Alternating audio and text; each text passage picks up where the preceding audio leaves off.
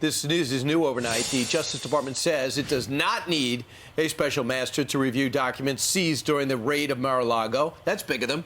Right. We can handle it. We don't need anyone else. That's not the problem. In a new filing, the agency accuses former President Trump's team of concealing documents. Mark Meredith is live at the White House. And Mark, this is the best explanation from the government so far of why they went in, and then they sent out that picture where all the secret stuff's on the floor.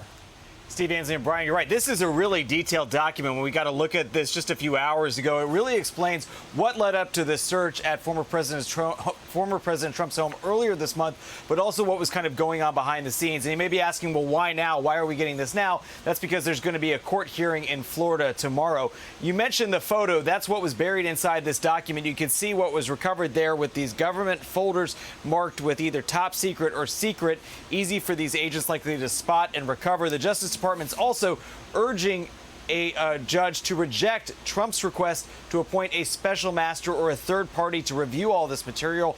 The government writing that the plaintiff's motion to appoint a special master enjoin further review of seized materials fails for multiple independent reasons. The government also developed evidence that government records were likely concealed and removed to obstruct the investigation.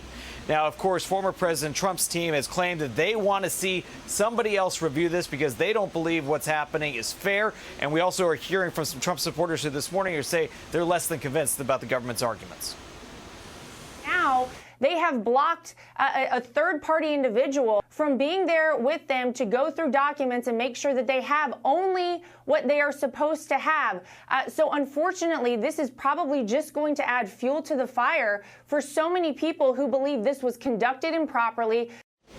But the government argues officials went to great lengths to recover these materials before the search and that attorneys for the former president had sworn to them that classified documents were no longer being kept at Mar-a-Lago. Meantime, as the attorney general defends the FBI's work, he's also issuing memos banning political appointees from partisan events and warning personnel not to communicate with Congress directly. In these memos, he writes, "We must do all we can to maintain public trust and ensure that politics, both in fact and in appearance, does not compromise the integrity of our work." But we are hearing from the lawyers for one retired FBI agent, Timothy Thibault. They're defending their client's work after reports surfaced Thibault worked to discredit unflattering stories regarding President Biden's son, Hunter Biden.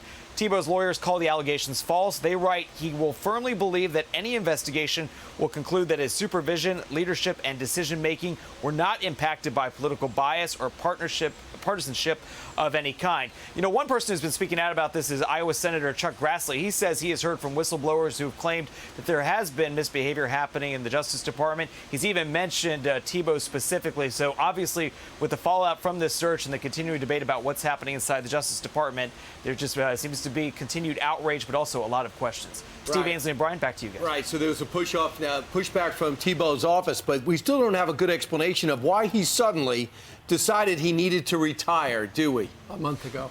Well, they're saying that he had fulfilled his duty and that this was simply the end of his term right there. Right. But like you said, obviously they expect some sort of investigation to come out. And I know, like I said, Senator Grassley has been on top of this, so I would imagine he's still going to have questions.